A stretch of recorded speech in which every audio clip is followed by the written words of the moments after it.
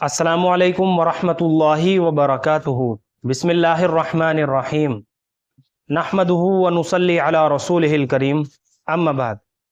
محترم ناظرین اکرام، ایک سوال کیا گیا ہے تحریم نام کے تعلق سے، اور سوال کچھ اس طرح سے ہے: میرا نام تحریم ہے، میرے ماں باپ میرا نام بدلنا چاہتے ہیں۔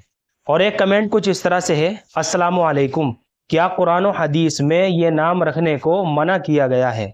وعلیکم السلام ورحمۃ اللہ وبرکاتہ۔ دیکھیے، تحریم بڑے ہا کے ساتھ تحریم، اس کے معنی ہے منع کرنا، حرام کرنا۔ اس لیے اس معنی کا لحاظ کرتے ہوئے بچی کا یہ نام رکھنا بالکل بھی مناسب نہیں ہے۔ اگر آپ کے ماں باپ آپ کا نام بدلنا چاہتے ہیں تو یہ بہت بہتر بات ہے، کیونکہ بسا اوقات ناموں کے اثرات بچے کی زندگی کے اوپر پڑ سکتے ہیں۔ حدیثوں کے اندر اس کی صراحت ملتی ہے، تو اس لیے بہتر ہے کہ آپ صحابیات کے ناموں میں سے کسی ایک نام کا انتخاب کر لیجئے، یا کوئی اچھا اور بامعنی نام رکھ لیجئے۔ چند نام میں آپ کو بتاتا ہوں، ان میں سے جو نام بھی آپ کو پسند ہے اس نام کا انتخاب کر لیجئے۔ دیکھیے، خدیجہ ہے، دوسرا نام عائشہ ہے، تیسرا نام سمیہ ہے، چوتھا نام ماریہ ہے، پانچواں نام زینب ہے، اور چھٹا نام فاطمہ ہے۔ یہ کائنات کے سب سے حسین اور خوبصورت نام ہے، صحابیات کے نام ہے، بہت مبارک نام ہے۔ یہ ان ہستیوں کے نام ہیں جن کو اللہ اور اس کے رسول نے اپنے لیے چنا، اپنے دین کے لیے چنا۔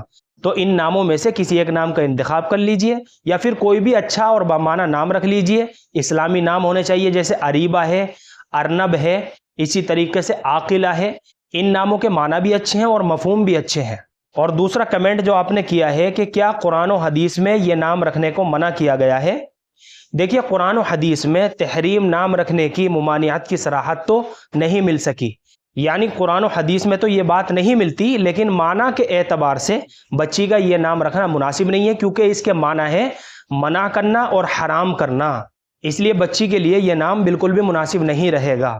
مجھے امید ہے کہ آپ سبھی حضرات کو اچھی طرح سمجھ میں آ گیا ہوگا۔ اللہ ہم سب کو سنت و شریعت پر پابند فرمائے۔